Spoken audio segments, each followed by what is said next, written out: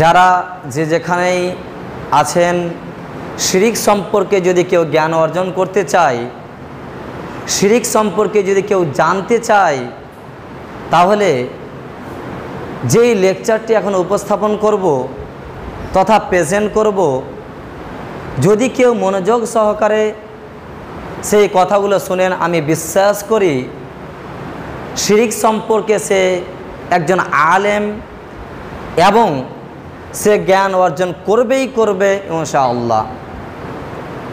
সম্মানিত উপস্থিতি, আমরা অবগত আছি যে দুনিয়ার বুকে দুইটি বড় পাপ রয়েছে, যা মানুষের দুনিয়াতেই ক্ষতি করে, যা মানুষ দুনিয়াতেই ক্ষতিগ্রস্ত।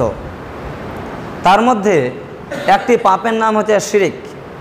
শিরিক এমন একটি পাপ, শিরিক এমন একটি পাপ যা আল্লাহ তাআলাকে হেতুচ্ছ করা হয়, যা আল্লাহ তাআলাকে খাটো করা হয়, যা মহান আল্লাহ তাআলাকে অপমান ইনসাল্ট করা হয়।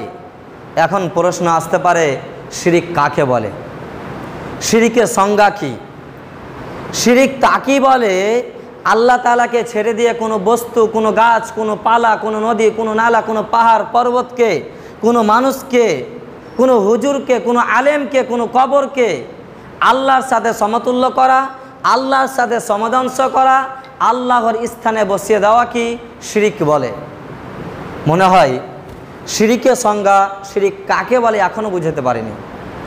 আবার বোঝার চেষ্টা করুন, শিরিক তাকে বলে আল্লাহর স্থানে কোনো গাছ, কোনো পালা, কোনো নদী, কোনো নালা, কোনো পাহাড় পর্বত, কোনো মানুষকে, কোনো আলেমকে, কোনো পীরকে আল্লাহর স্থানে বসিয়ে দেওয়া, আল্লাহকে সাজদা না করে তাদেরকে সাজদা করা, এটাই হচ্ছে শিরিক।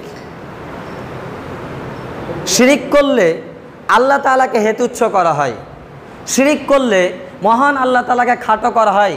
শিরিক এমন একটি পাপ, যদি কেউ শিরিক করে ফেলে, আল্লাহর সাথে কাউকে সমতুল্য করে ফেলে, অতীতে বিগত সময়ে যা নেকি করেছেন, যা ভালো কাজ করেছেন, যা সলাহ আদায় করেছেন, সব ধ্বংস হয়ে যাবে। সেই কিয়ামতের মাঠে কিছুই কাজে আসবে না।